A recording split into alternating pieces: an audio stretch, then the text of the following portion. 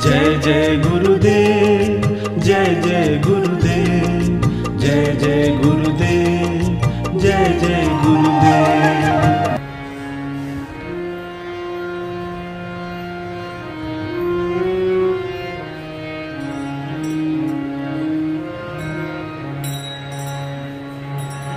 कैवलं चिदयं अवेदं दयालुं विघ्नं लघुयं मनोहम्यमस्तु निरामं नारायणं महं प्रणयं नयेति नयं प्रणयं पदं जपेयं जपायं मनाते मधुरं श्रयं समस्तो जहानादाता विचन्दा विनय करोति विवादे नमस्तो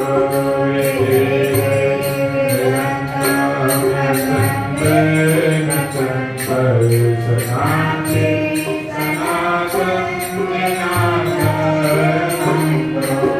अगाधं पादं ललेयं महागं कुबेरं प्रियं नमामि नमस्तु।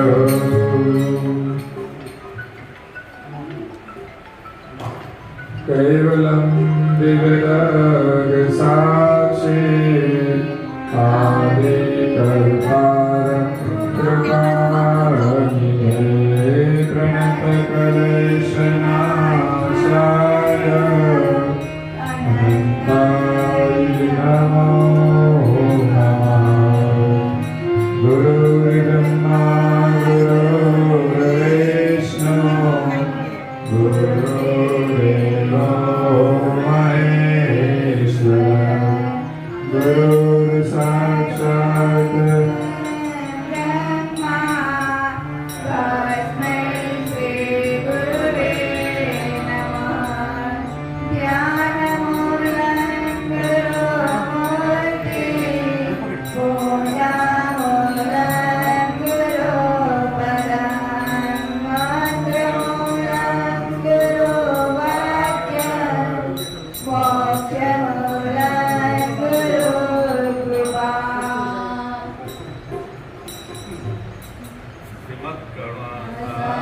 महाराज की जय, कैवल्यधाम की जय, श्री रविचरदास जी महाराज की जय, श्री धर्मप्रियदास महाराज की जय। सत्यवल साहिब राज श्री गुरुकथा की जय। श्री कृष्ण स्वामी महाराज की जय। श्री बालगुरु महाराज की जय। श्री परम गुरु श्रीमत्माशाकर महाराज की विद्य गुराचार्य श्री नानदास जी महाराज की तृतीय गुराचार्य श्री बलदेवदास जी महाराज की जय। चतुर्थ गुराचार्य श्री भगवान दास जी महाराज की पंचम गुराचार्य श्री जयदास जी महाराज की जय। षष्ठम गुराचार्य श्री सुखदास जी महाराज की जय।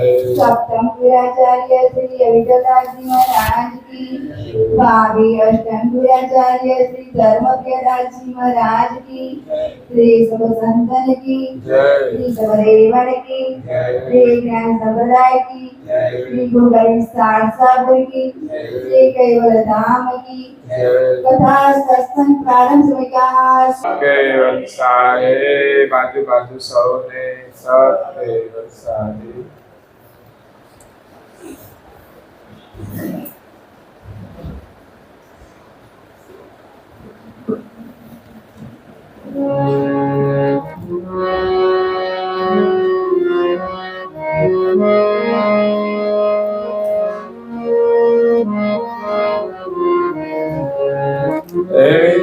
पान शिर पांचमा तहि उचरत ससुबे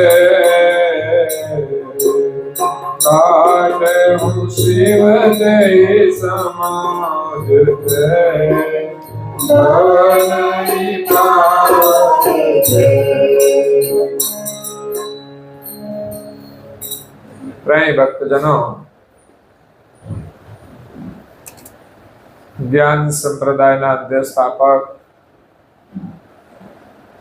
અનંત બ્રહ્માંડાધીશ વિશ્વ નિયંતા, સકરતા સત કૈવલના મહાદ સજાણ જાણ અલૌકિક દિવ્ય સ્વરૂપને અનેક ન્યાયો દ્વારા પ્રત્યક્ષ પ્રમાણથી સ્વ અનુભવથી પ્રતિપાદન કરી આપનાર અનંત અંશોના તારણહાર, પરમ મોક્ષના દાતા, કૈવલ ધર્મ ધુરંધર,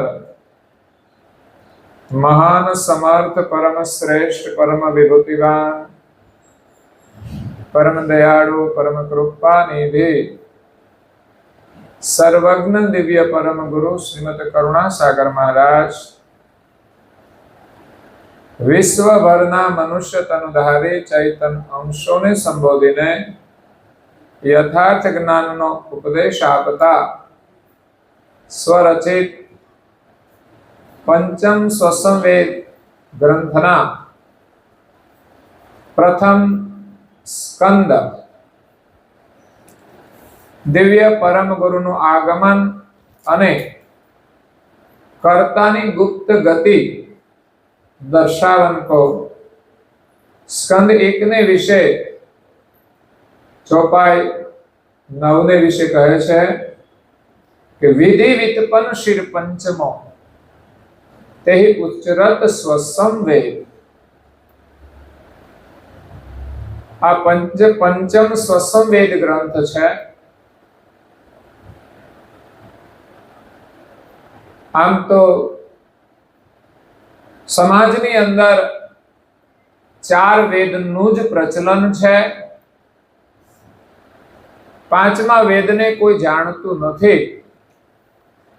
હા, પોતપોતાની રીતે 5મા વેદની માન્યતા રાખે છે, પરંતુ એમાં બધાનો એક મત નથી. વાસ્તવિક પંચમ વેદ સ્વસંવેદ છે અને એ સૃષ્ટિની આદ્યથી જ લોપ થયેલો છે. અને એ 5મો વેદ ગુપ્ત છે. 4 વેદ પ્રગટ છે અને 5મા વેદની ગતિ ગુપ્ત છે. એ ગતિનું જ્ઞાન લઈને દિવ્ય પરમ ગુરુ આ વિશ્વમાં પ્રગટ થયા છે. કરુણાસાગર બાપજી કહે છે કે વિધિ વિતપન શિર પંચમો તેહિ ઉચ્ચરત સ્વસંવેદ. સર્જનહારે પોતાના શુદ્ધ સંકલ્પ દ્વારા આ સૃષ્ટિનું સર્જન કર્યું. એમાં સૌપ્રથમ ખટ વૃત્તિ ઉત્પન્ન કર્યું. પ્રકાશ બ્રહ્મ વૃત્તિ, જેનાથી 3 મહાતત્વો થયા: વિકાસ, અવિકાસ અને કુંભસ્થ. એના વગર આ સૃષ્ટિનું સર્જન થઈ શકે નહીં. અને આ વિગતની જાણ કે એનું વર્ણન સૃષ્ટિ ઉત્પત્તિ ક્રમમાં કોઈએ કર્યું નથી. બધા પાછળના ઉત્પત્તિ ક્રમથી બતાવે, પરંતુ સર્જનહારના શુદ્ધ સંકલ્પથી જે પ્રમાણે જગત ઉત્પન્ન થયું છે એ ક્રમને જગતમાં કોઈ જાણતું નથી. એટલે ખટ વૃત્તિમાં પહેલી પ્રકાશ બ્રહ્મ વૃત્તિ, એના 3 મહાતત્વો ઉત્પન્ન કર્યા.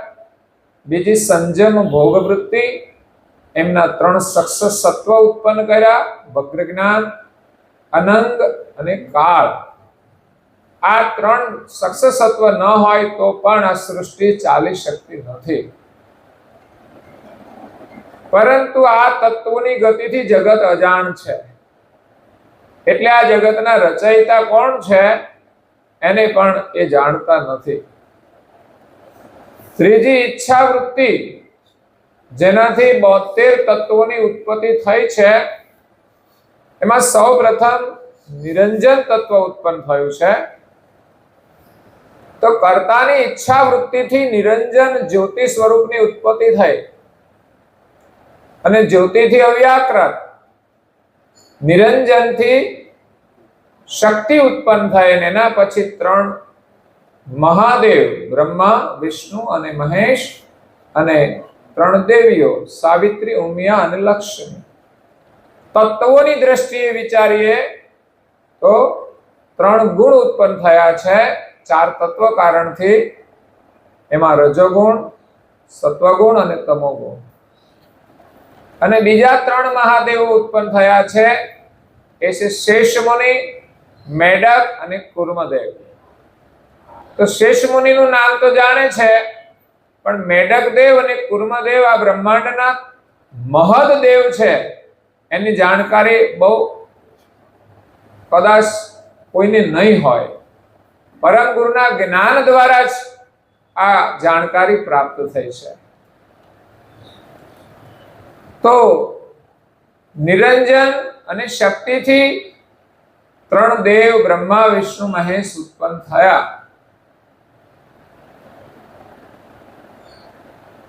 તો બ્રહ્માને 5 મુખ હતા. 4 મુખથી 4 વેદનું ઉચ્ચારણ કરતા હતા, જે 4 દિશાના 4 મુખ હતા. એમાં 4 મુખની પણ વાત આવે છે, અને બ્રહ્માજીએ 4 દિશામાં મુખ રાખીને 4 વેદનું ઉચ્ચારણ કર્યું, એમ પણ વર્ણન આવે છે. અને ઉર્ધ્વ દ્રષ્ટિ રાખીને ઉર્ધ્વ ગતિએ જે ઉચ્ચારણ કર્યું એ 5મો વેદ છે. એટલે 4 દિશાના 4 મુખ કહેવાય છે, અને 5મું મુખ ઉપરની તરફ છે. જો સ્થૂલ દ્રષ્ટિએ વિચારીએ તો સૃષ્ટિની રચના સર્જનહારે કરી, એમાં પ્રથમથી જ 4 વેદ અને 5 વેદની વ્યવસ્થા કરી છે. 3 દેવોને એમનું કાર્ય સોંપેલું છે. બ્રહ્મા દ્વારા એક ઘાટમાંથી બીજા ઘાટનું સર્જન થાય છે. મૂળ ઘાટોની રચના તો કર્તા માલિકે કરી છે. એ ઈચ્છા વૃત્તિથી જે 72 તત્વો ઉત્પન્ન કર્યા, એને ચોથી ક્રિયા વૃત્તિથી મિશ્રણ કરી અને અંકુરો બનાવ્યા છે. મનુષ્યનો અંકુર, પશુ, પ્રાણી, પક્ષી, વનસ્પતિ, અને એની અંદર પણ જેટલી પણ વિવિધતા છે એ બધાના અંકુર અલગ અલગ છે. એમ કરીને 84 લાખ પ્રકારના અંકુર માલિકે આ ઈચ્છા વૃત્તિના 72 તત્વો અને પ્રકાશ બ્રહ્મ વૃત્તિના 3 મહાતત્વો, સંજમ ભોગ વૃત્તિના 3 સક્ષ તત્વ, આ બધું સાથે મળીને એમણે ચોથી ક્રિયા વૃત્તિ દ્વારા આ બધા અંકુરો બનાવ્યા. અને એમાં બ્રહ્માંડની અંદર રહેલા જે દેવતાઓ છે એમના શરીરોના અંકુરો પણ બનાવ્યા છે. એટલે બધા ઘાટોનું નિર્માણ કર્યું. પછી સજીવન વૃત્તિ દ્વારા બધા અંકુરોને પોષણ મળ્યું, ત્યારે ઘાટ પૂર્ણ પરિપક્વ થઈને તૈયાર થયા. પછી 6ઠી અંશ વૃત્તિથી કર્તાએ પોતાની સજાતિનો અંશ ઉત્પન્ન કરી અને ઘાટોની અંદર મૂક્યા, ત્યારે આ ઘાટ ચાલતા થયા.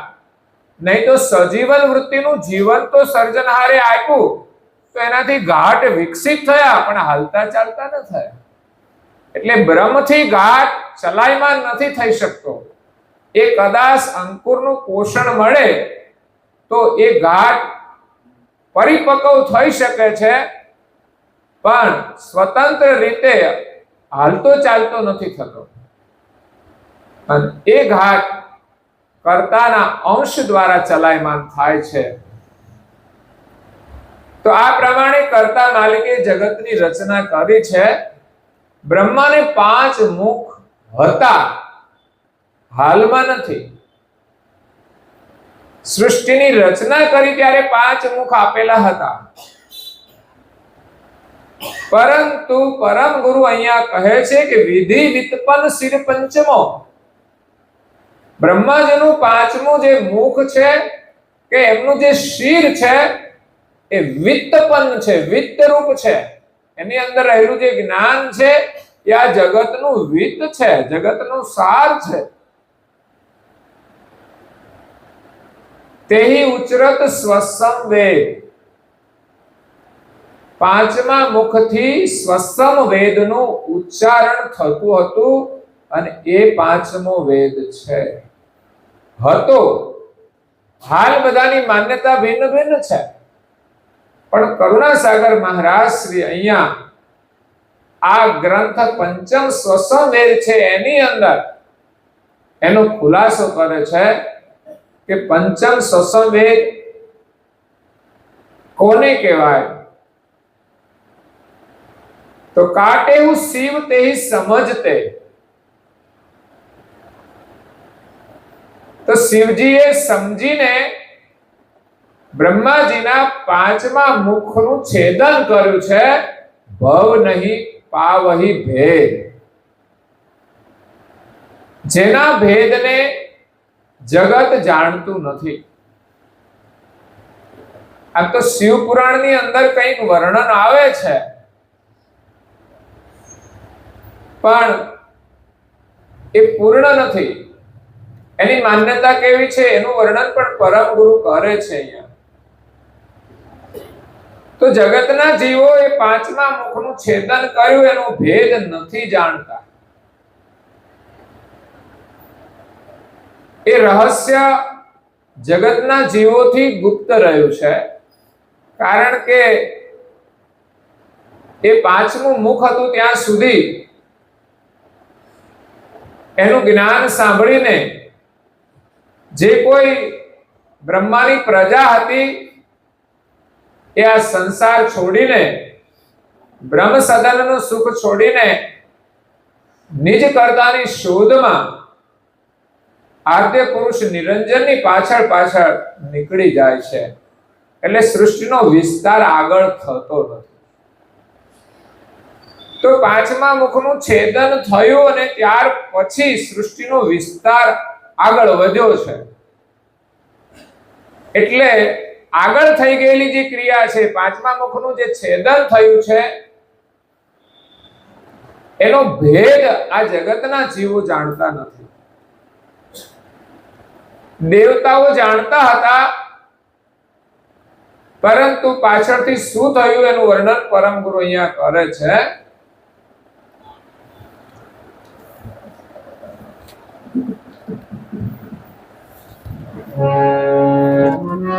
जो पावहि भव,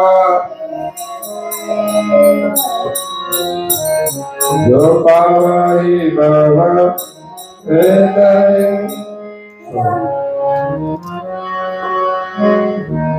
जो पावहि भव हृदय.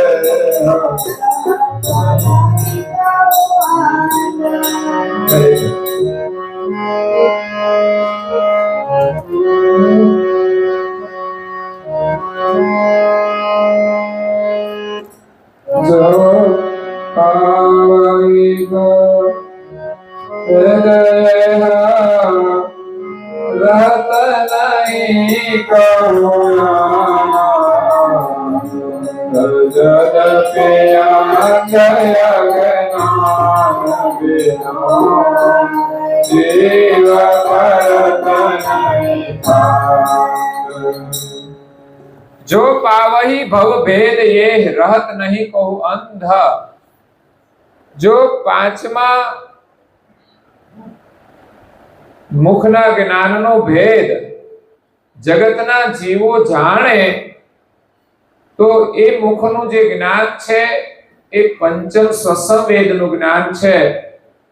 એ જ્ઞાન સાંભળવાથી, એનો ભેદ જાણવાથી કોઈ પણ જીવ અંધ રહી શકતા નથી. એટલે જ્ઞાનની સ્મૃતિથી પછી આ સંસારમાં આવતા નથી અને કર્તાની શોધમાં નીકળી જાય છે. એટલે સૃષ્ટિનો વિસ્તાર કરવાના હેતુથી શિવજીએ સમજીને બ્રહ્માજીના 5મા મુખનું છેદન કર્યું છે. જદપી અંધ અજ્ઞાન બિનુ જીવ પરત નહીં ફંદ.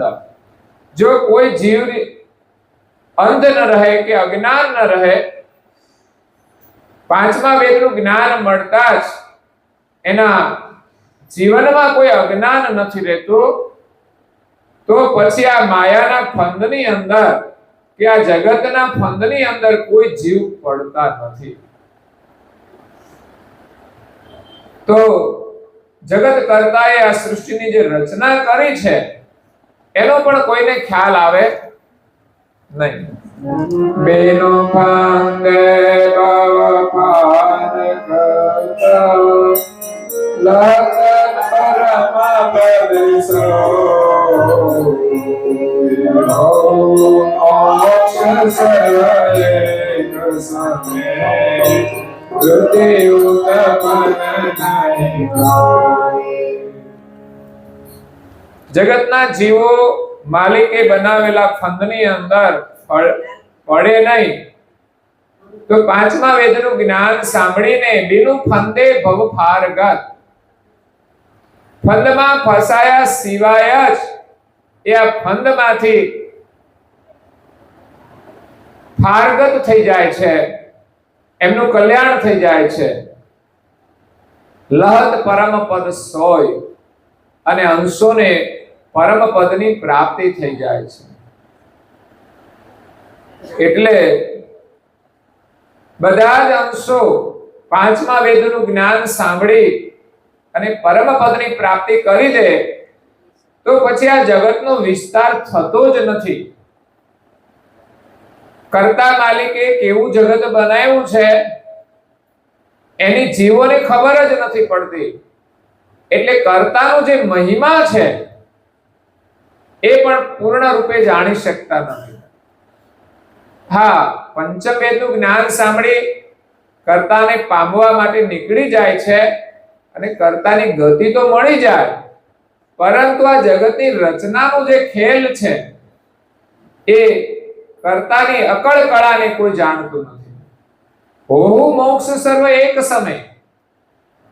તો બધાનો મોક્ષ જેવા જન્મે જ્ઞાન સાંભળે એવો જેનો મોક્ષ થઈ જાય, એટલે એક સમયે જ બધાનો મોક્ષ થઈ જાય તો પછી વૃદ્ધિ ઉત્પન્ન નહીં કોઈ. તો આ જગતની ઉત્પત્તિનો વિસ્તાર આગળ વધતો નથી, એટલે વૃદ્ધિ પણ થતી નથી અને ઉત્પન્ન પણ થતું નથી.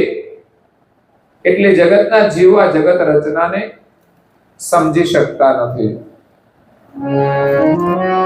ખંડિત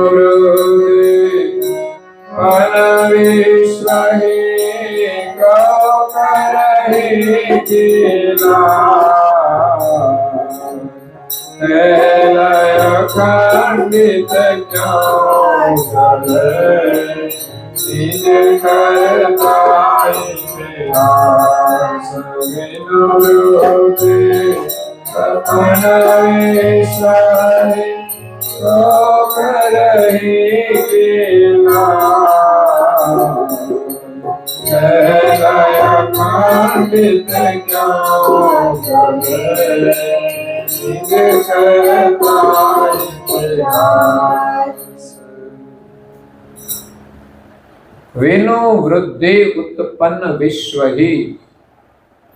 જ્યારે વિશ્વની વૃદ્ધિ ન થાય કે ઉત્પન્ન ન થાય, કો કરહી કિલાસ, તો પછી એમાં આનંદ પણ કોણ કરે?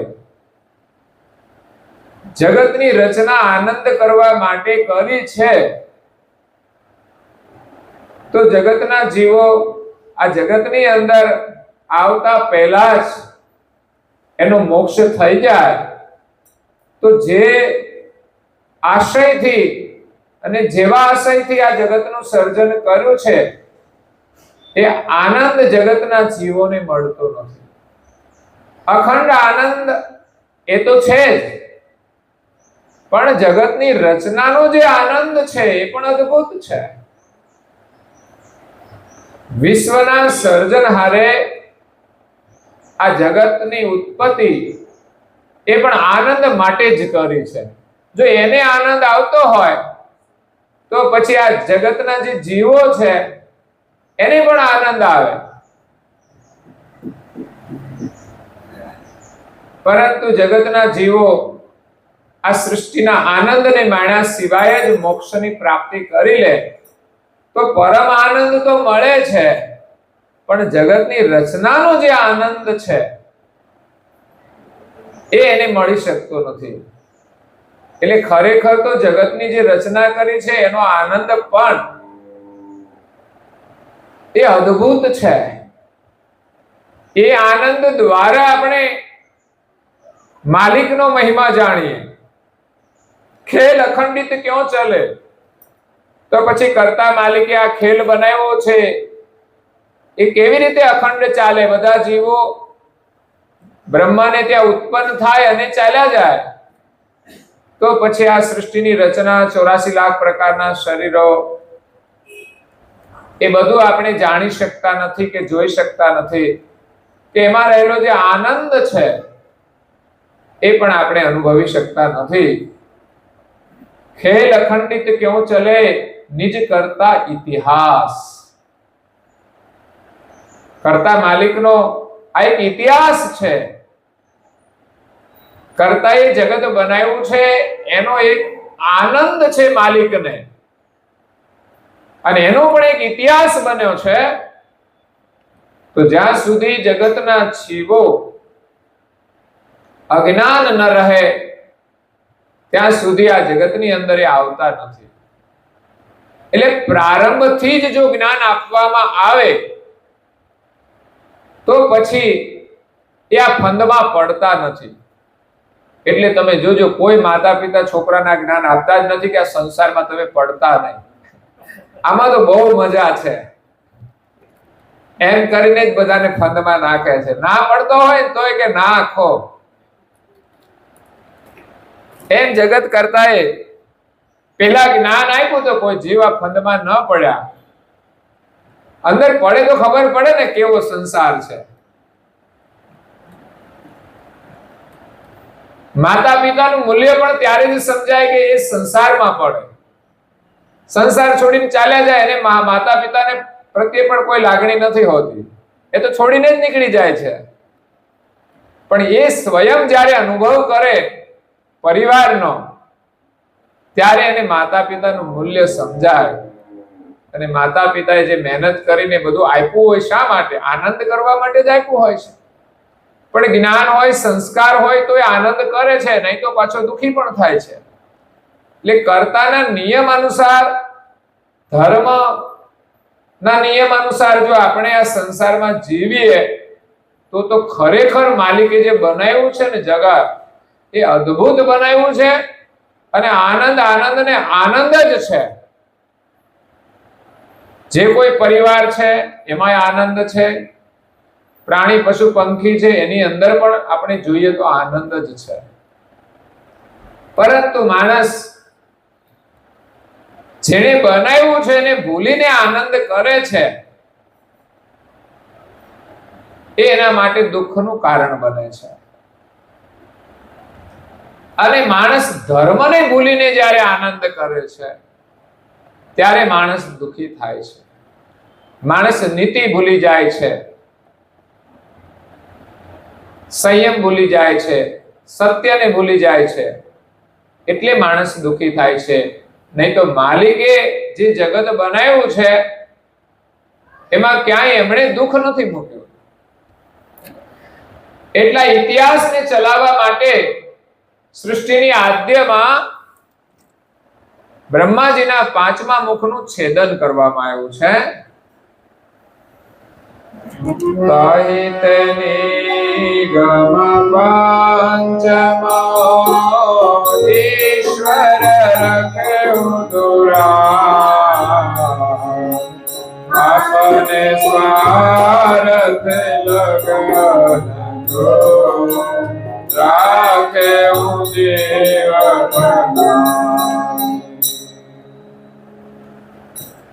તાહિ તે નિગમ નિજ પંચમો.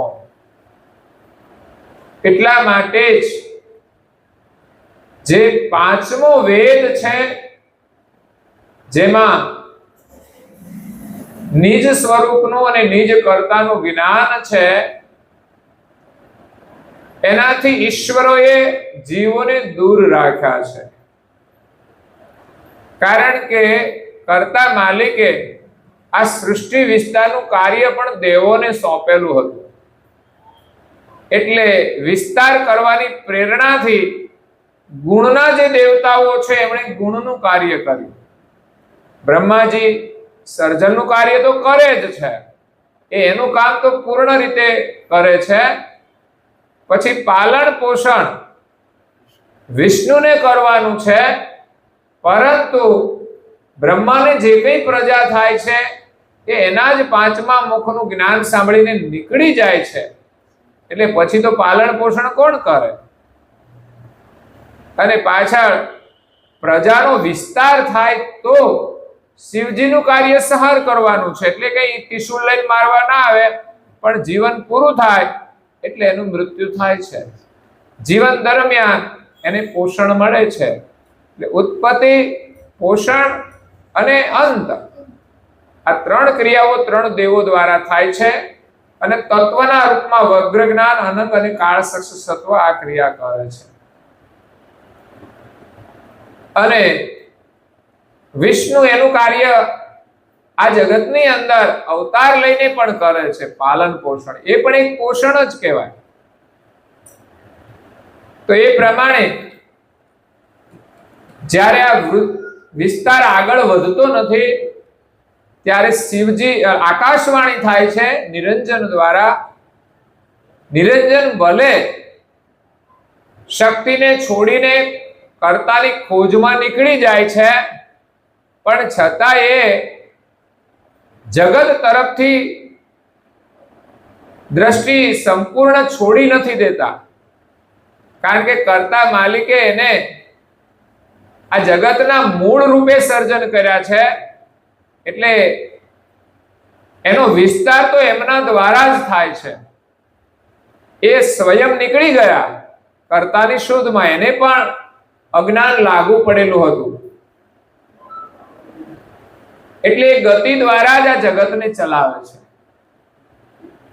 એ કર્તાની શોધમાં નીકળી ગયા ત્યારે એક દ્રઢ નિશ્ચય કર્યો કે આ જગતના કોઈ કર્તા છે. એટલે સ્વયં પોતે કરતા નથી.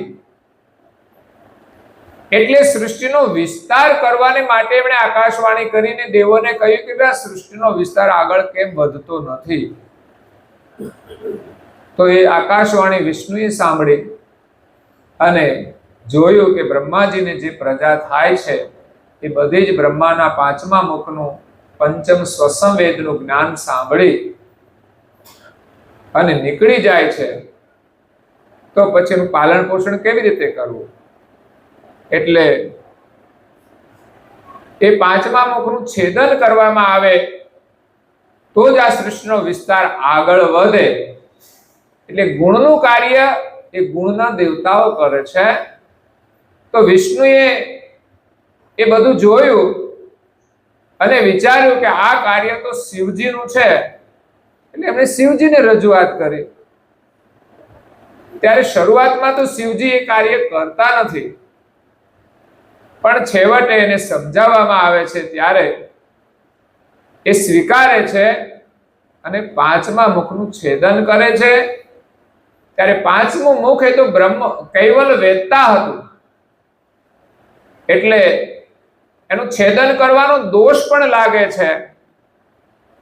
ત્યારે પાંચમું મુખ એમના પાછળ પડે છે, એને હત્યા લાગે છે. તો શિવજી ત્રણેય લોકમાં વિચરણ કરે છે, પણ એને ક્યાંય શાંતિ મળતી નથી. ત્યાર પછી એ ખોપડીની માળા એ પોતાના ગળામાં ધારણ કરે છે, ત્યારે એને શાંતિ મળે છે. તો પાંચમા મુખનું છેદન થયું, એ પાંચમા મુખની વાણી બ્રહ્માજી ઉચ્ચાર કરતા હતા એટલે એ જાણતા હતા. પછી બધા સંકાદિકોએ સાંભળી અને મહાશૂન્યમાં તપ કરવા ચાલ્યા ગયા, એ પણ જાણતા હતા. અને વિષ્ણુ અને મહાદેવ એ પણ જાણતા હતા. ત્યાર પછી તો એનું છેદન કર્યું. એટલે પ્રારંભમાં તો એને સ્મૃતિ હતી, પછી સૃષ્ટિનો વિસ્તાર આગળ વધ્યો. બ્રહ્મા દ્વારા જે મનુ અને શત્રુપા થયા અને ત્યાર પછી આગળ આગળ એને પ્રજા થઈ. એની આ મનુષ્ય, માનવ અને દાનવો પણ એમના દ્વારા જ પેદા થયા છે. આગળના જે ઋષિમુનિઓ છે એમાં એમના જે પુત્રો હતા, એક દેવ પણ હતા અને બીજા દાનવ હતા. બે પત્ની હતી, દિતિ ને અદિતિ. કશ્યપને એમાં દિતિના દૈત્યો થયા અને અદિતિના દેવો થયા. એ રીતે બે વિસ્તાર થયા છે. આખર તો બધા મનુષ્ય જ છે, પણ એની પ્રકૃતિ દાનવની હોય છે. દાનવ એટલે કઈ એનું જુદું સ્વરૂપ નથી હોતું.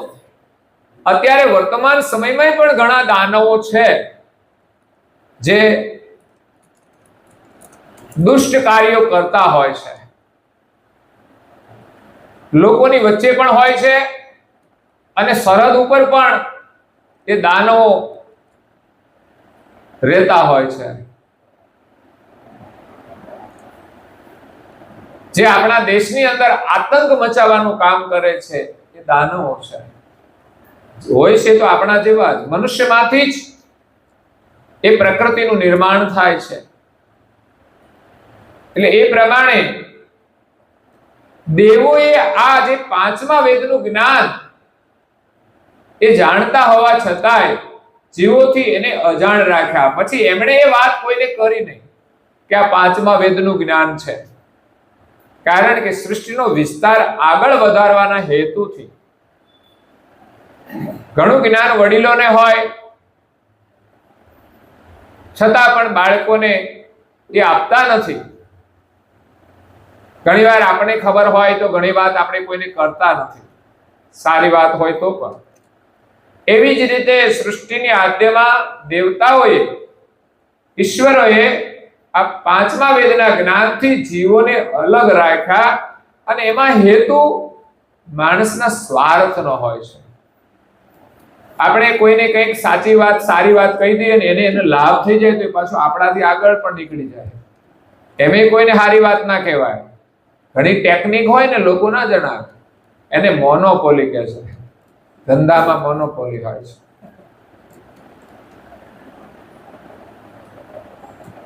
તો અહીંયા દેવોએ એમની જે મોનોપોલી હતી ને એ કોઈને કહી નહીં અને કહ્યું, આપને સ્વાર્થ લગન કો રાખે હું જીવ ફનાય.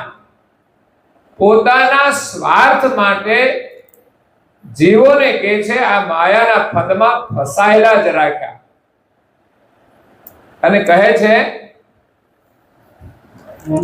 ભલે હું જીવ જગત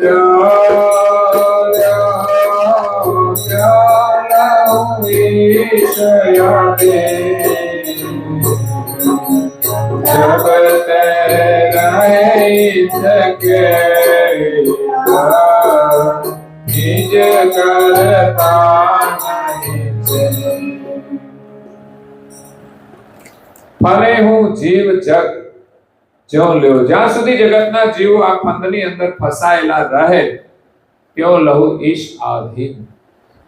એ કોને આધીન રહે તો કે દેવોને આધીન રહે. કર્તાનું જ્ઞાન તો એ જાણતા નથી, પાંચમા વેદનું જ્ઞાન નથી જાણતા એટલે.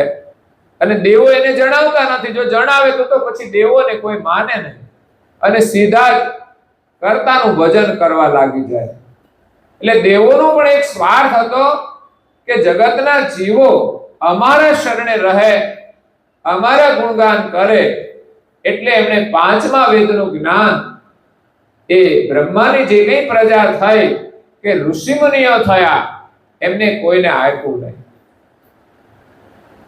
અને જે સનકાદિકોએ સાંભળેલું હતું એના મતને પણ એમણે ફેરવી નાખ્યો. આકાશવાણી થઈ અને નિરંજન પુરુષે કહ્યું કે એક અદ્વૈત બ્રહ્મની અંદર બીજું કોઈ છે જ નહીં.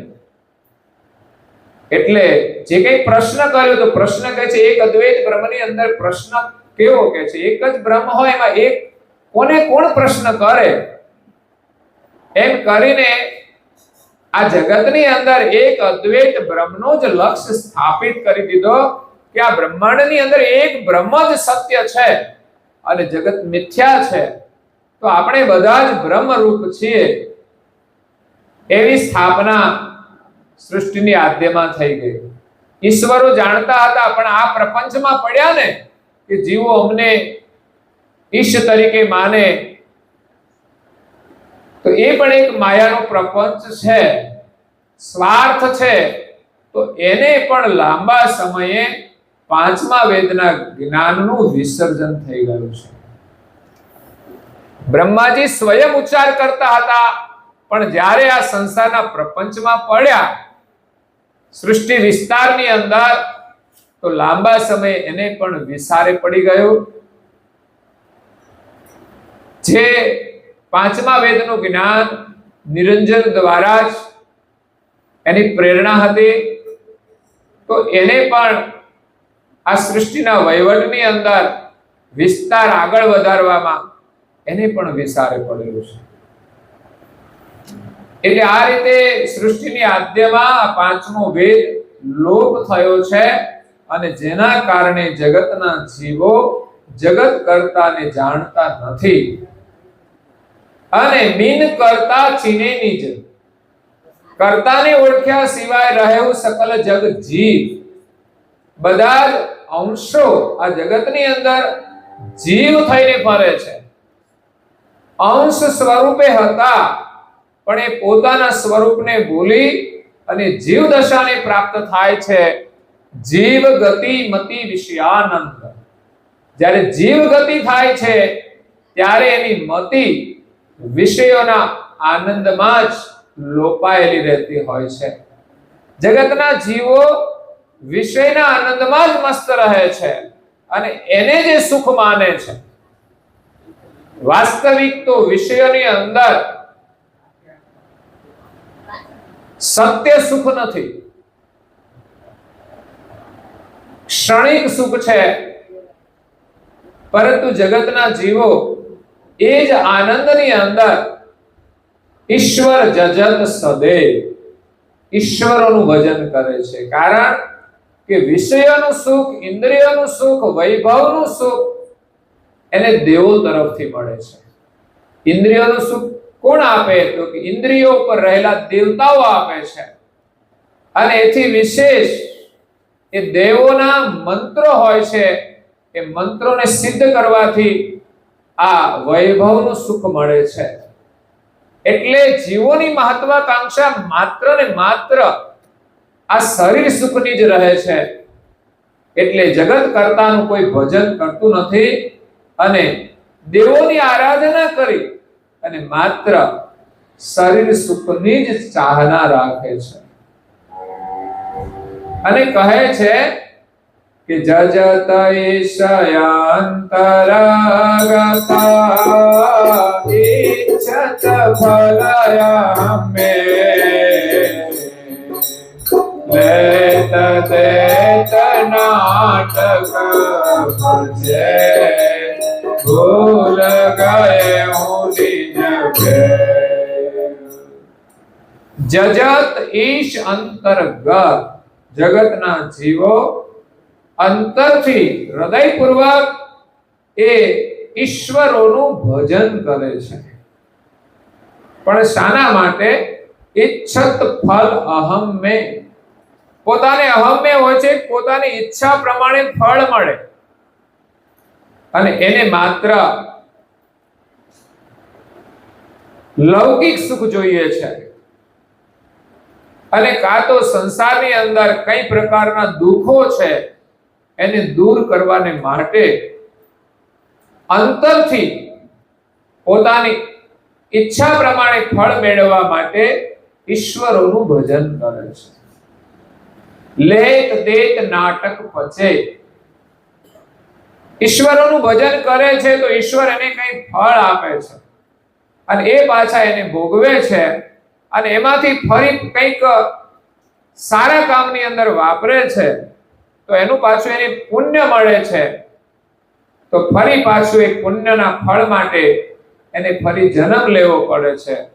એટલે જીવો કોઈને આપે છે એના બદલામાં એને પાછું કંઈક મળે છે, અનેક ગણું મળે છે. ફરી પાછો એનો ભોગ ઉપભોગ કરે છે અને કંઈક પાછું વાપરે છે સારા કામની અંદર. તો એવી રીતે લેવા અને દેવાના નાટકની અંદર ભૂલ ગયું નિજ ભેદ, કે માલિકે આપણને આ જીવન આપ્યું છે, આપણે બધા આનંદ કરીએ છીએ, પરંતુ આનંદ કરાવનાર, આ જગતનું સર્જન કરનાર સર્જનહાર કોણ છે એ મતલબ બધા જ અંશો ભૂલી ગયા છે. તમામ અંશો આ શરીરની અંદર આનંદ કરે છે પણ એ ક્યારે પોતાનો વિચાર કરતા જ નથી કે આનંદ કરનાર આ શરીરમાં આપણે કોણ છીએ. પ્રત્યેક ઘાટની અંદર આ શરીરને ચલાવનાર એ કોણ છે. આપણે તો ઓળખીએ છીએ શરીરને અને શરીરના સંબંધોને, પરંતુ આ શરીરમાં રહેલ જે ચૈતન છે એ આપણે જાણતા નથી અને વિચારતા પણ નથી. આપણે પોતાના શરીરમાં રહેલ પોતાના સ્વરૂપને નથી જાણતા, એમ અન્ય શરીરમાં રહેલ ચૈતન્યને પણ આપણે ઓળખતા નથી. એટલે આ બધા જ અંશો કિલાસ કરી રહ્યા છે, આનંદ કરી રહ્યા છે પોતાના સ્વાર્થ પ્રમાણે, પોતાના કર્મ અનુસાર. તો આ બધા જ અંશોને જીવન કોણ આપે છે? આ જગત કોણે સર્જન કર્યું છે અને બધા કર્મ કરે છે, એનું ફળ પણ મળે છે. તો એનું ફળ આપનાર પણ કોણ છે એ કોઈ વિચાર કરતું નથી. અને સૃષ્ટિની રચના થઈ ત્યારથી જગતના જીવો પોતાના નિજ ઘર અને પોતાના નિજ સ્વરૂપને ભૂલીને આ સંસારની ભ્રમણાઓની અંદર ભટક્યા કરે છે. તો અનંત કલ્પ વીતી ગયા ત્યારે સર્જનહારે વિચાર કર્યો, આ જગતની અંદર જગતના જીવો મને ભૂલીને આ ભ્રમણાની અંદર ભટક્યા કરે છે, એમાંથી એને બહાર કાઢવા માટે, સંસારની અંદર બધા દુખી થાય છે એમાંથી એને બહાર કાઢવા માટે પોતાના સાનિધ્યમાંથી પોતાના પરમ વિશેષ અંશ દિવ્ય પરમ ગુરુ કરુણા સાગર એના વિશ્વમાં મોકલવા માટે કહે છે કે એહી વિધિ ભરમત જીવ જગ કહુ લહત નહીં પાર. પોતાના નિજ સ્વરૂપને ભૂલીને જગતના જીવો આ ભ્રમણાની અંદર ભટક્યા કરે છે, પણ કોઈ નિજ ઘરે જતા નથી, કોઈનો નિસ્તાર થતો નથી. રાચેવું જાહી તાહી ઉત ઇત્ત.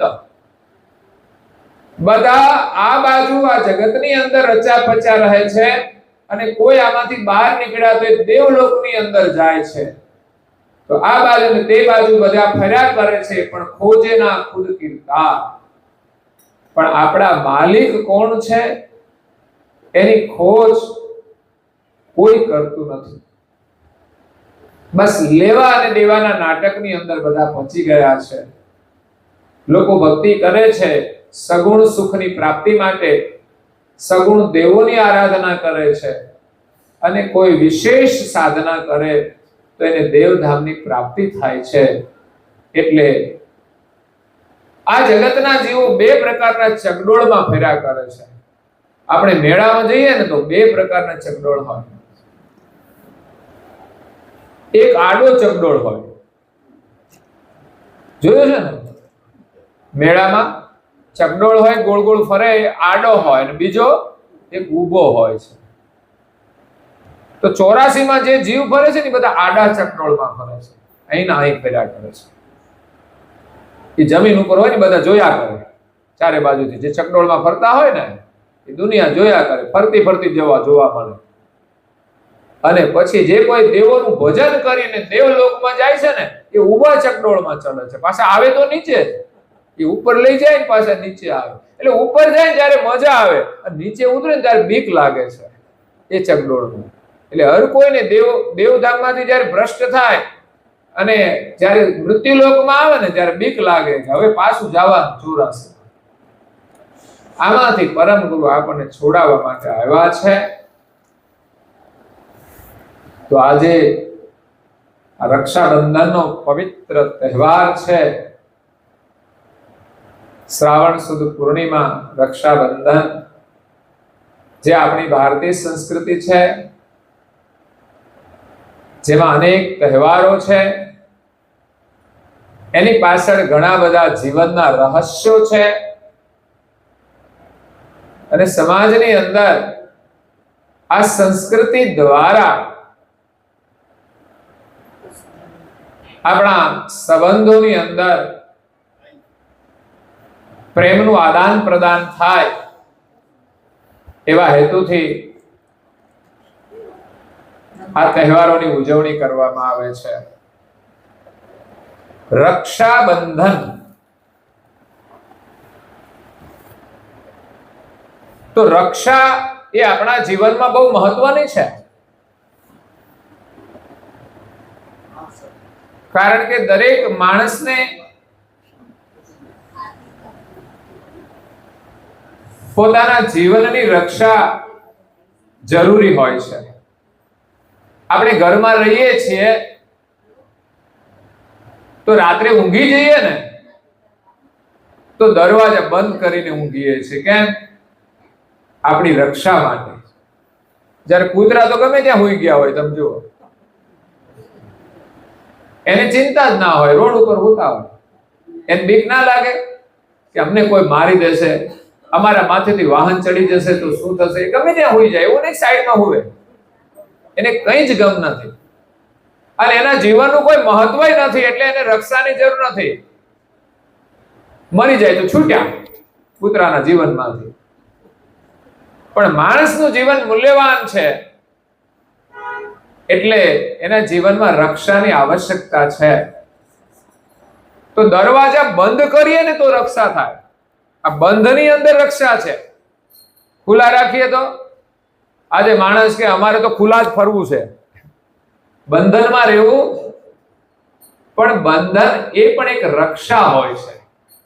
આપણી સુરક્ષા માટે આપણા ઋષિમુનિઓએ, આપણા શાસ્ત્રોએ કંઈક નિયમ આપ્યા છે અને એ નિયમનો એક બંધન કહેવાય. ઘણા લોકોને કંઠી બાંધવાની હોય ને તો એમ કે અમારે બંધાવવું નથી કે, પણ એ બંધન એ ખરેખર બંધન નથી હોતું, સુરક્ષા હોય છે. તો આ બંધન શબ્દ એ રક્ષા સાથે જોડાયેલો છે. એટલે જે બાંધવામાં આવે છે એને આપણે રક્ષાબંધન કહીએ છીએ. એક દોરો બાંધવામાં આવે છે, રક્ષાનો ધાગાનો દોરો છે. તો ધાગાથી પછી એને વિવિધ પ્રકારની રક્ષા બનાવવામાં આવતી હોય છે, સુંદર બનાવવામાં આવતી હોય છે. તો એ રક્ષા બાંધવાથી આપણી રક્ષા થાય એવા હેતુથી એ દોરો બાંધવામાં આવે છે, જેને આપણે રક્ષા કવચ કહીએ છીએ. એ દોરો છે પણ રક્ષા માટે બાંધવામાં આવે છે, એટલે એને પછી આપણે દોરો નથી કહેતા, પણ એ રક્ષા છે, રક્ષા સૂત્ર છે અને બાંધીએ છે એટલે એને રક્ષાબંધન કહીએ છીએ. તો એ રક્ષાબંધન એ પૂજા કરીએ ને ત્યારે પણ આપણે કાંડા ઉપર બાંધીએ છીએ. એ પણ આપણી સુરક્ષા માટે છે. અને ગુરુ મહારાજ આપણને કંઠી બાંધે છે તો એ પણ આપણી રક્ષા માટે છે. એક પ્રતીક હોય છે, પણ એની પાછળ જે નિયમો હોય એનું પાલન કરવાથી આપણી રક્ષા થાય છે. તો ગુરુ મહારાજને આપણે પ્રાર્થના કરીએ તો એ આપણને આ સંસારના જે બંધનો છે ને એમાંથી છોડાવે છે. એક બંધન ગુરુ મહારાજનું હોય છે ને બીજું બંધન સંસારનું છે. સંસારમાં ખોટી જગ્યાએ આપણે બંધાઈ ગયા છે. ન કરવાનું જે કરીએ છે ને એ બધું જ આપણા માટે એક બંધન છે. આ શરીરમાં જ બંધન છે અને શરીર છૂટ્યા પછી પણ એ કર્મને ભોગવવા માટેનું એક બંધન છે. તો દુઃખના બંધનમાંથી છોડાવવા માટે આપણે સત્યના બંધનમાં બંધાવાનું છે. સાંસારિક જીવન માટે સ્ત્રી અને પુરુષ એકબીજા સાથે જોડાય છે તો એ પણ એક પ્રકારના બંધનથી બંધાય છે. ગૃહસ્થ શ્રમના જે નિયમ હોય એ બંને પાળવાના હોય છે અને એ પણ એક પ્રકારનું બંધન છે. એટલે તો લગ્ન વખતે કંઈક દોરો બાંધવામાં જ આવે છે બેને જોડે ભેગા કરીને કે તમે હવે આ છેડાછેડીથી બંધાયા છો. શાસ્ત્રોની અંદર આ ગૃહસ્થાશ્રમની આખી વિધિ અને એના સાથેના નિયમો છે. એ પ્રમાણે જો ગૃહસ્થાશ્રમમાં જીવન જીવે તો જ ગૃહસ્થાશ્રમ સુખદ બને છે. પણ 90% લોકોને ગૃહસ્થ આશ્રમના નિયમોની ખબર જ નથી હોતી. પણ આ તો પરંપરાગત જેટલું લોકો જીવતા હોય એમાંથી જોઈને લોકો જીવતા હોય છે. પણ પછી તો લોકો સ્વતંત્ર રીતે જીવતા થયા છે એટલે એમાં સમસ્યાઓનું સર્જન થતું હોય છે. દરેક વ્યક્તિ સ્વતંત્ર તો છે જ, પછી એને શાસ્ત્રના નિયમમાં જીવવું કે ન જીવવું એમાં પણ એ સ્વતંત્ર છે. જીવશે તો લાભ થશે અને પોતાની રીતે જીવશે તો જે પ્રમાણે કર્મ કરશે એ પ્રમાણે એનું ફળ મળશે. એટલે સુરક્ષા માટે દરેક કાર્યની અંદર એના નિયમો હોય છે. ગાડી ચલાવો ને તો એનો નિયમ હોય. જો આપણે સુરક્ષિત રહેવું હોય તો એના નિયમો પાળવા જોઈએ. તો નિયમો પાળવા એ બંધન છે. આરટીઓ ઓફિસમાંથી આ બધા નિયમો આપવામાં આવતા હોય છે. પછી એક્સિડન્ટ થાય ને તો આપણે નિયમને આધીન આપણે ભૂલ કરી હોય તો આપણને સજા પણ થાય છે. એટલે રક્ષાબંધન એ આપણા દરેક કાર્યની અંદર જોડાયેલું છે. દરેક જગ્યાએ આપણી રક્ષા કરવા માટે આપણે નિયમની અંદર બંધાવવું જોઈએ. તો આજે રક્ષાબંધનનો જે પવિત્ર તહેવાર છે એ વિશેષ કરીને ભાઈ બહેનના પ્રેમના પ્રતીક રૂપે ઉજવવામાં આવે છે.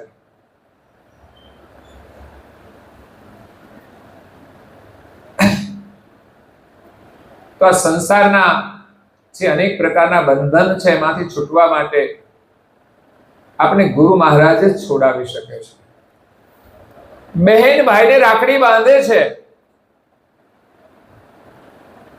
અને એ પણ ભગવાનની પ્રાર્થના કરવાની કે હે ભગવાન મારા ભાઈની તમે રક્ષા કરજો. ગુરુ મહારાજને આપણે પ્રાર્થના કરવાની અને એ જ રક્ષા કરી શકે. હા, એનું કર્તવ્ય હોય એમાં એનું એ મદદરૂપ થઈ શકે છે.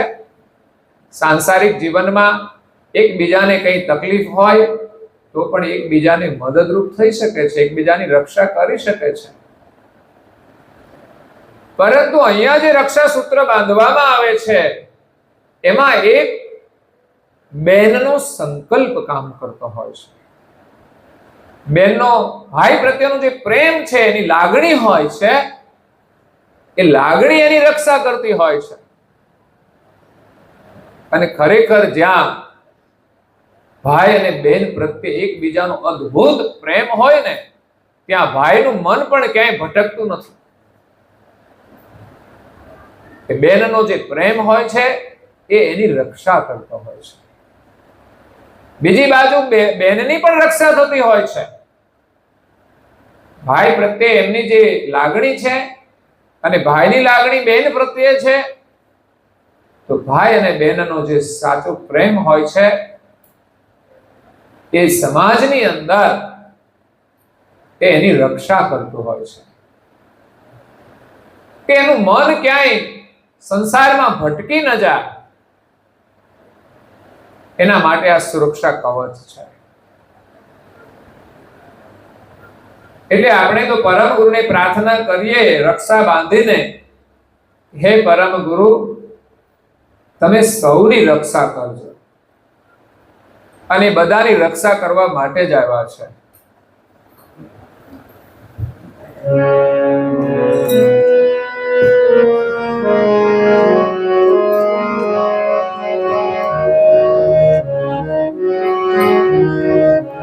એવા પરમ ગુરુના શરણમાં આપણે વંદના કરીએ ને તો આપણી રક્ષા થાય છે. વંદના કરીએ વાલા કરુણા સાગર ગુરુ,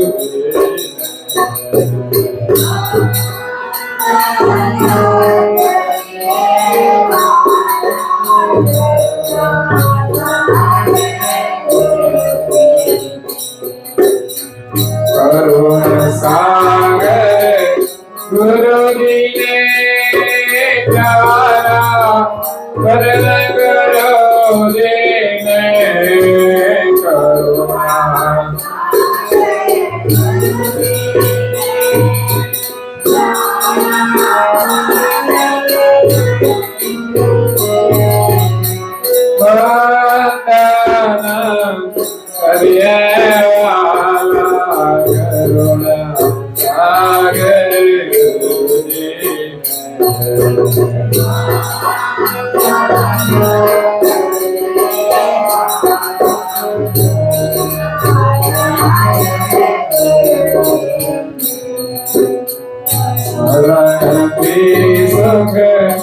શાંતિ થાય વરસાદ કરતા ટુકડા જાય, સ્મરણથી સુખ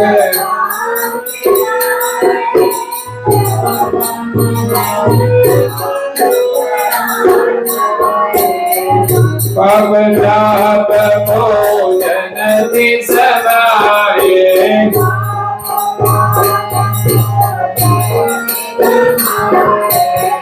નિત્યનો સાવર કરીએ સેવા સદગુરુ સાગર.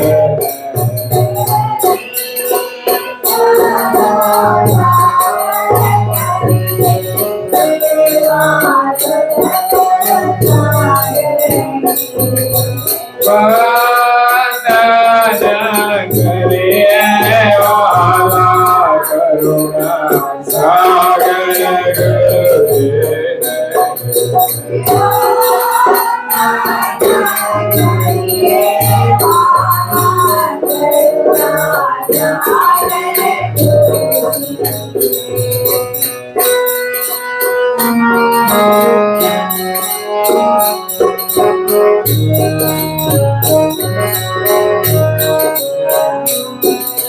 ધર્મ ધુરંધર ધણિયા મારા,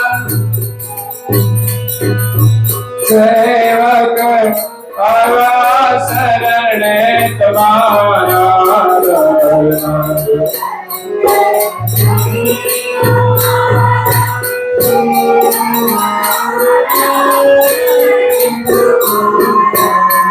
બંધન કાપો મારા,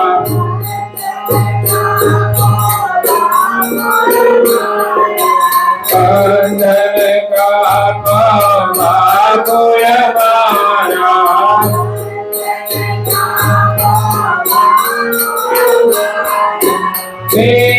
નિત્યનો સાવર કરીએ સદગુણ સાગર.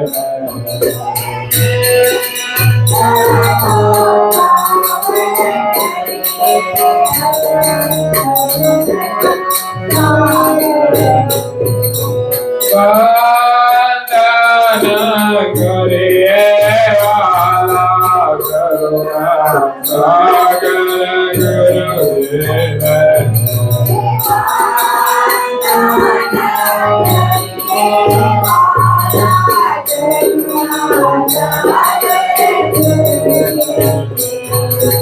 કરુણા સાગર ગુરુદેવ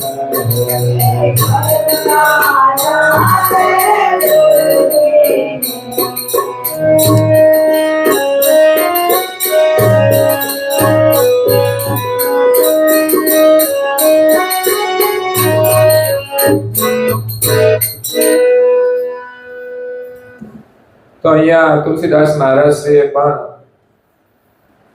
સંસારના બંધનમાંથી મુક્ત થવા માટે પરમ ગુરુના શરણમાં પ્રાર્થના કરવાનો આપણને ઉપાય બતાવી દીધો કે જેનું સ્મરણ કરવાથી શાંતિ મળે, દર્શન કરવાથી આપણા દુખડા ટળી જાય અને પૂજન કરવાથી આપણા પાપ અને તાપ ટળી જાય. એવા પરમ ગુરુના ચરણમાં આપણે વંદના કરીએ. ધર્મ ધુરંધર ધણી અમારા, અને આપણે બધા સેવક એમના શરણે ગયા.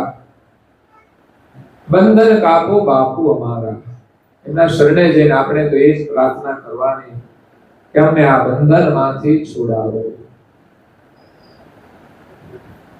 તો નિત્ય નોછાવર કરીએ, એમના શરણમાં આપણે નોછાવર થઈ જઈએ, સમર્પિત થઈ જઈએ. તો પરમ ગુરુ આપણી રક્ષા કરે છે, આપણને આ બંધનમાંથી છોડાવે છે. તો આ રક્ષાબંધનનો તહેવાર અનેક પ્રકારના સંબંધોની અંદર આપણી રક્ષા કરે છે. એમાં વિશેષ વર્તમાન સમયની અંદર ભાઈ બહેનના પ્રતીક રૂપે આ તહેવાર ઉજવાય છે. ત્યારે ભાઈઓની સુરક્ષા માટે બહેનો રક્ષા કવચ બાંધે છે. તો એ રક્ષા બાંધે છે એ પ્રમાણે ભાઈઓએ પણ ઉત્તમ આચરણ કરવું પડશે, ત્યારે એમની રક્ષા થશે. નહીં તો ડોક્ટર દવા આપે પણ આપણે જો પરેજી ના પાડીએ તો દવા કામ કરતી નથી. એટલે બહેનોનું રક્ષા કવચ એમની શુભકામના છે. અને એ પ્રમાણે ઘણી બધા બહેનો વિડીયાઓમાં આવતું હોય છે એ દિવસે બેન રાખડી બાંધે એટલે બદલામાં કંઈક આપવાનું હોય છે બેનને. તો કદાચ ભાઈ પૂછે કે શું જોઈએ છે,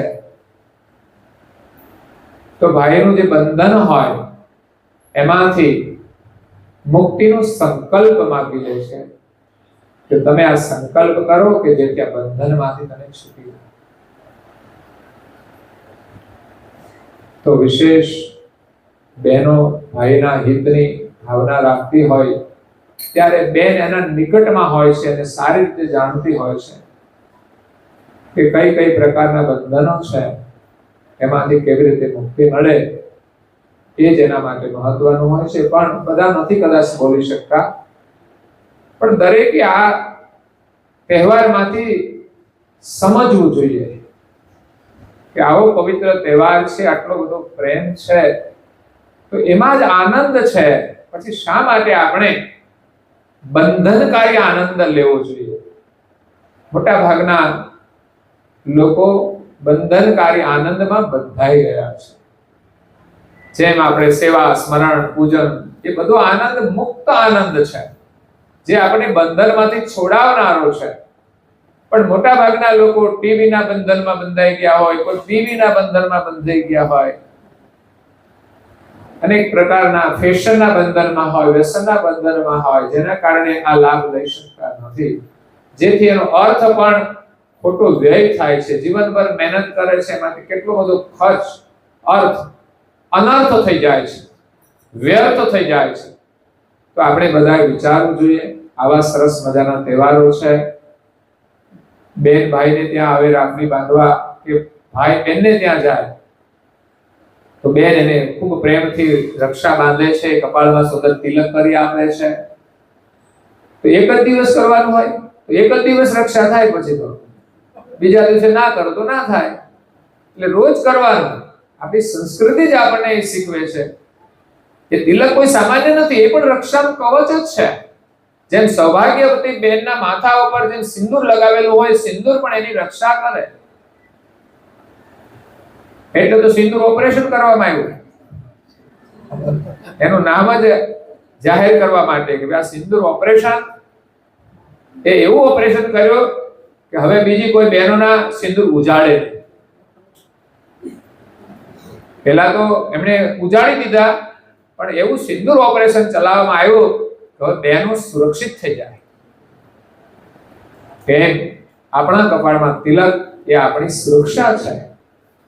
ઘણા લોકો ગાડી ઉપર લગાડે તો ગાડી માટે એના આશીર્વાદ કહેવાય કે ગાડી સલામત રહે આપણી, પણ પછી મન ભાવે એમ ચલાવીએ તો પછી કામ ના કરે.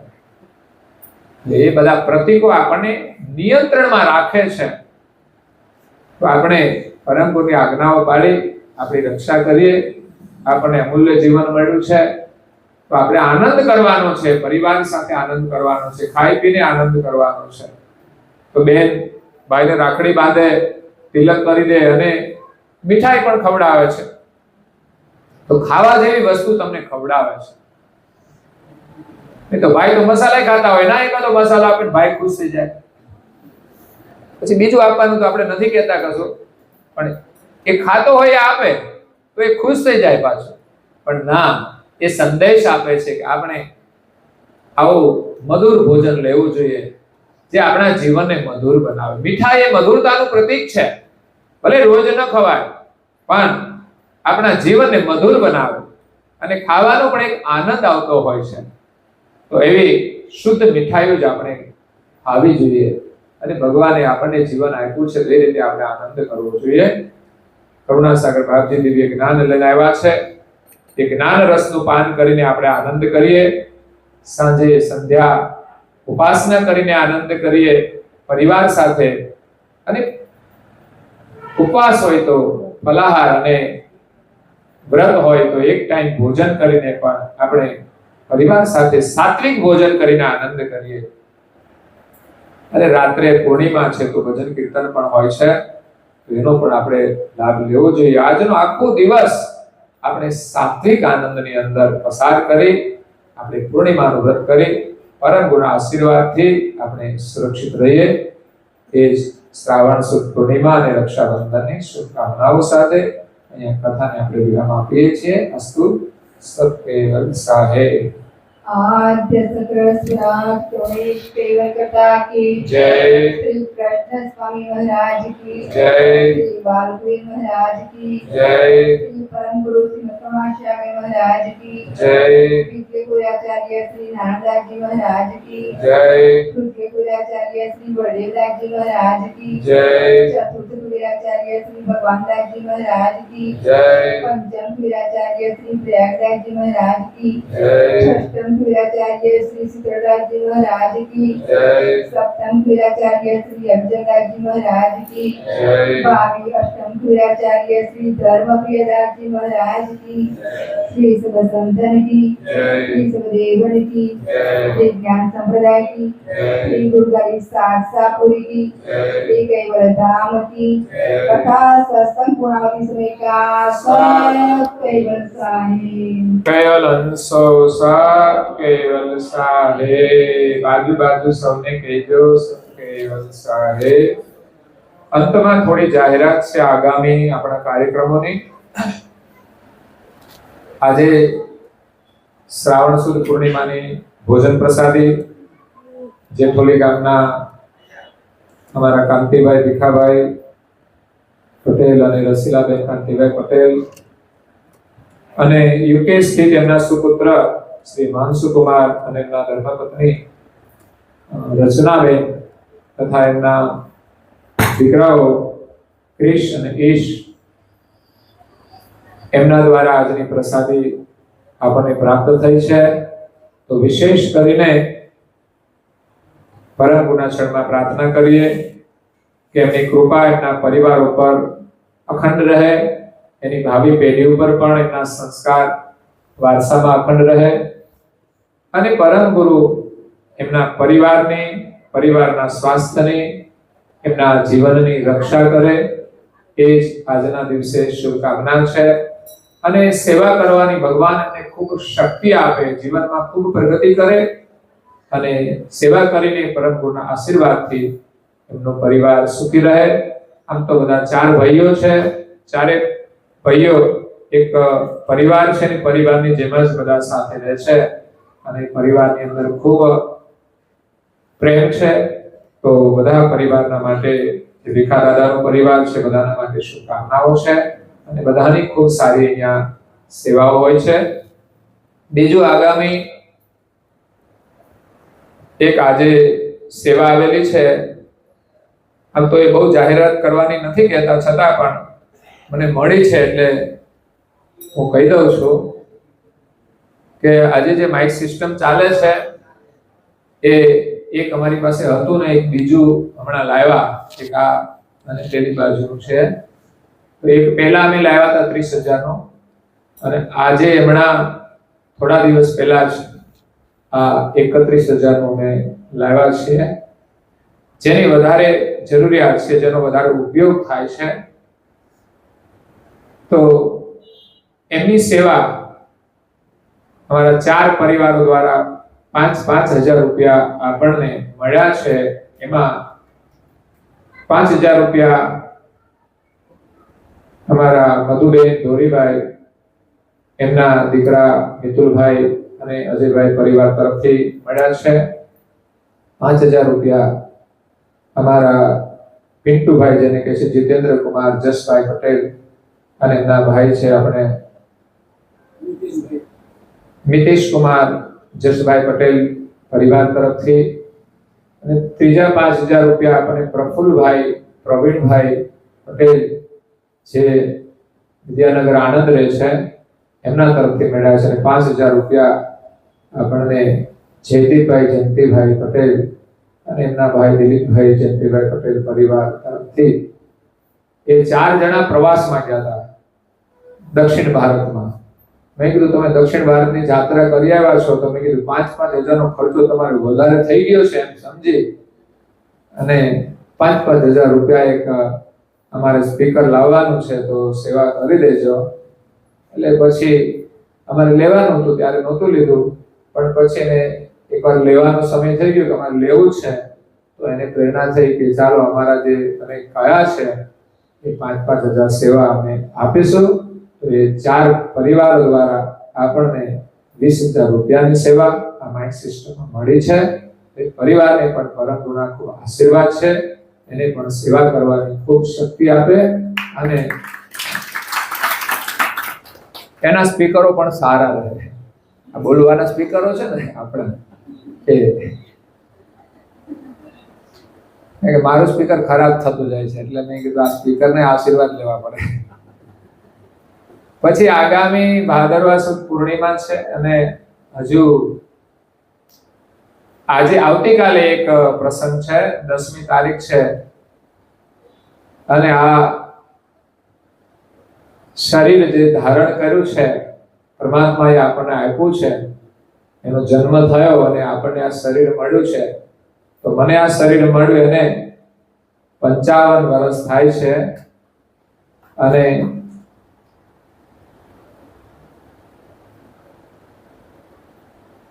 છપ્પન વર્ષ થાય છે અને 57મા વર્ષનો આવતીકાલે પ્રારંભ થવાનો છે.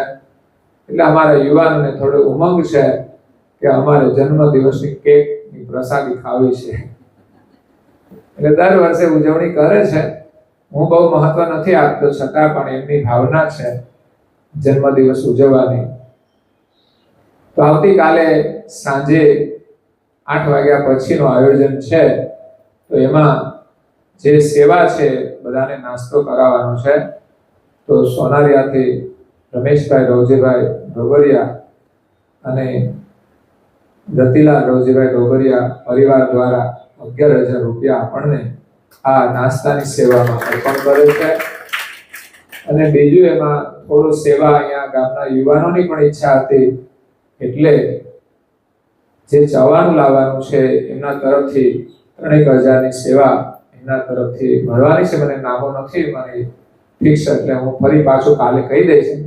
જે નામો હશે તે જાણકારી મેળવીને. બીજું, આગામી આપણે ભાદરવા સુદ પૂર્ણિમા છે. હમણાં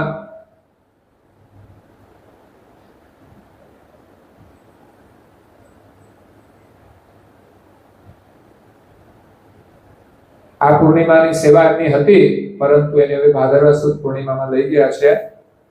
તો એ ભાદરવા સુદ પૂર્ણિમા એમની જાહેરાત થશે.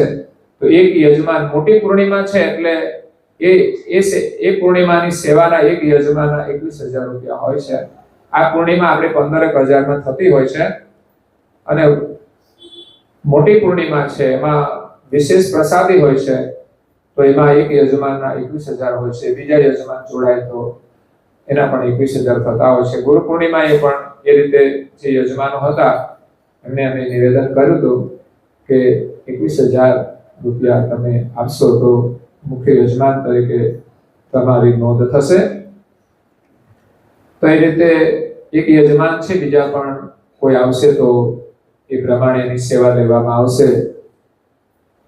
એ દિવસે ખાસ તો પરમ ગુરુનો નિર્વાણ દિવસ છે. તો નિર્વાણ દિવસ માટે જે સદગત આત્માઓ છે એને શ્રદ્ધાંજલિ આપવાનો આપણા માટે એક મહત્વનો દિવસ ગણાય. કારણ કે શ્રાદ્ધના દિવસો છે. ભાદરવા સુદ પૂનમથી પહેલું શ્રાદ્ધ શરૂ થાય છે અમાસ સુધી. એ શ્રાદ્ધના પ્રથમ દિવસે જ આપણે કોઈ પણ તિથિએ જે સદગત આત્માઓ છે એને શ્રદ્ધાંજલિ આપવા માટે પણ કોઈને એ દિવસે યથાશક્તિ 500 કે 1000 રૂપિયાની સેવા આપવી હોય તો આપીને પણ એ સદગત આત્માઓને ભોજન પ્રસાદના માધ્યમથી શ્રદ્ધાંજલિ આપી શકે છે. તો એ દિવસે આપણે બાળકોને ભોજન કરાવીએ છીએ. ખાસ કરીને આજે શ્રદ્ધાંજલિ આપવા માટે જ અમે બાળકોનું આયોજન કર્યું છે કે સદગત આત્માઓને આપણે શ્રદ્ધાંજલિ આપીએ, એમાં બટુક ભોજન કરાવીએ તો એ આપણા માટે વિશેષ પુણ્યકારી છે.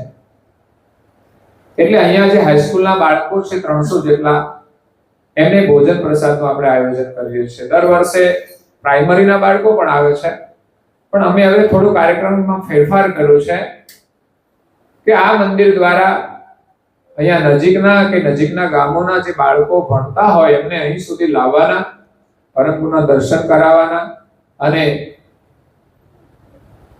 થોડું ધાર્મિક માર્ગદર્શન આપવાનું અને અહીંયા બાળકોને પ્રસાદ કરાવી અને પાછા એમને મૂકી આવવાના એમના ગામમાં.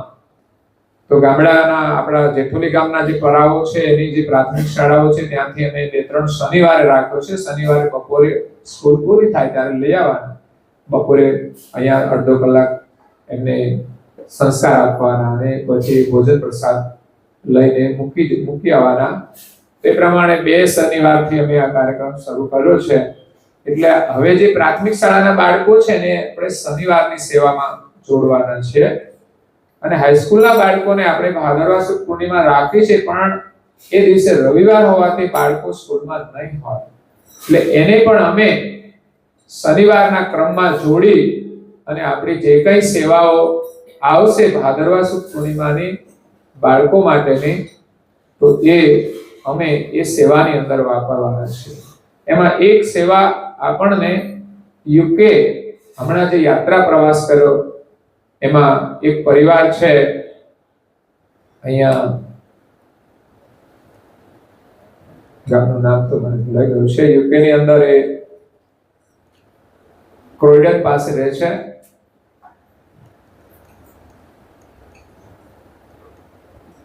તો એમની જે પૂજાબેન છે જુગલકુમાર પટેલ, એ પરિવાર દ્વારા બાળકોના માટે એમણે સેવા જાહેર કરી છે કે જે ખર્ચ થાય એ પ્રમાણે મને કહેજો, હું અહીંથી મોકલી આપીશ. એમને તો આજ પૂનમે રસોઈ કરવાની હતી એને કહેલું હતું, પણ મેં કીધું અહીં કોઈ મળી જતું હોય તો અમે એને પછી શિફ્ટ કરી દેતા હોય છે બીજી પૂનમમાં. એટલે અહીંયા રસોઈ હોવા છતાં મારા કાંતિભાઈની ઈચ્છા હતી એના સ્વાસ્થ્ય એમનું સારું છે અને સારું રહે એવી શુભ ભાવનાથી એમણે આ રસોઈ આપી છે. તો બીજા દાતાઓની રસોઈ નેક્સ્ટ લઈ ગયા છે અને ખાસ કરીને એમના બાળક માટે એમણે આ રસોઈ અર્પણ કરી છે. એટલે એ પૈસા આપણે જે બાળકોને જમાડવાના છે એની અંદર વાપરવાના છે. એટલે ભાદરવા પૂર્ણિમાની રસોઈ એક તો છે જ એક યજમાન, બીજા આવશે અગર તો જે લોકો સદગત આત્માઓની શ્રદ્ધાંજલિ રૂપે અર્પણ કરશે એ આગામી ભાદરવા સુદ પૂર્ણિમાની અંદર વપરાશે. એમાંથી જો કદાચ વધે તો જે બાળકોને આપણે ભોજન કરાવીએ છીએ એની અંદર એને જમા લેવામાં આવશે. હવે એક જાહેરાત એ છે કે આગામી દિવાળી ઉપર આપણે કેલેન્ડરો બધાને આપીએ છીએ પ્રસાદી રૂપે. તો એમાં પણ જે યજમાન દાતાઓ સહયોગ આપતા હોય છે તો આપણે જાહેરાત કરીએ છીએ કે જેમને પણ આપવી હોય સેવા એ પોતાની સેવા અને પોતાનું નામ એમને જણાવે, જેથી આગળ એ કેલેન્ડર છાપવા માટે અમે અનુકૂળતા રહે. અને જેટલા યજમાન મળે છે પ્રમાણે જો પૂરા આપણે યજમાન મળી જાય તો આપણે બધા જ કેલેન્ડરો પ્રસાદી રૂપે આપીએ છીએ. કદાચ ઓછા મળે તો એની ટોકન ફી એ પ્રમાણે આવતી હોય છે. તો એ પણ એક સારું પરમ ગુરુના એક નૂતન વર્ષના દર્શનનું એક કેલેન્ડર છે જે આપણને આશીર્વાદ રૂપે મળતું હોય છે. તો વિશેષ કોઈ બાકી રહેતું હોય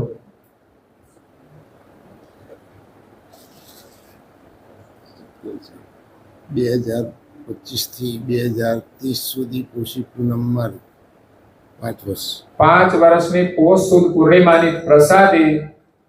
આપણું કેવું નામ છે? દીપકભાઈ ના નામે દીપકભાઈ જીવાભાઈ પંચાલ છે. 5 વર્ષની પૂર્ણિમાની પ્રસાદી આજે સંકલ્પ કરીને પરમ ગુરુના ચરણમાં અર્પણ કરે છે. તો પરમ ગુરુના ખૂબ આશીર્વાદ છે પરિવાર માટે.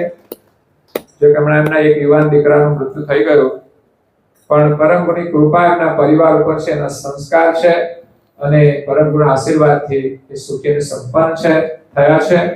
તો એ સેવાઓ પણ આપે છે. આપણે સોનારિયા મંદિરમાં પણ એમણે 25,000 ની સેવા લખાવેલી છે. તો પરમ ગુરુના ખૂબ આશીર્વાદ છે પરિવારને અને એમની કૃપા એમના પર ખૂબ વરસતી રહે એવી શુભકામના. હમણાં પૈસા તો બધા આવેલા છે, કઈ થોડા લખાવેલા મંદિરમાં. હમણાં 11,000 રૂપિયા કપડવંશથી આવેલા હતા. બીજા એક 25,000 રૂપિયા અમે અમદાવાદ હમણાં પધરામણીમાં ગયા, ત્યાં નામો બધા લખેલા છે મારા, અને વોટ્સએપની ઉપર અંદર પણ જાહેરાત થતી હોય છે. તો એ પરિવાર દ્વારા એમણે આપણને અર્પણ કર્યા છે સોનારિયા મંદિર માટે. અને આપણું કામ જલ્દી પરમ ગુરુના આશીર્વાદથી સંપન્ન થાય એ પરમ ગુરુને પ્રાર્થના કરીએ છીએ. તમને બધાને ખૂબ શક્તિ આપે અને જે આપે એમાંથી તમે સંકલ્પ કરીને મહિને યા તો વર્ષમાંથી તમે થોડું સેવાનો ભાગ પાડી અને પરમ ગુરુના શરણમાં અર્પણ કરજો. એના આશીર્વાદથી તમારી પ્રગતિ થશે અને બાળકોને પણ પરમ ગુરુના આશીર્વાદ મળશે. તો આ સાથે અહીંયા જાહેરાતને સમાપન કરીએ છીએ. અસ્તુ સત્કેવલ સાહેબ.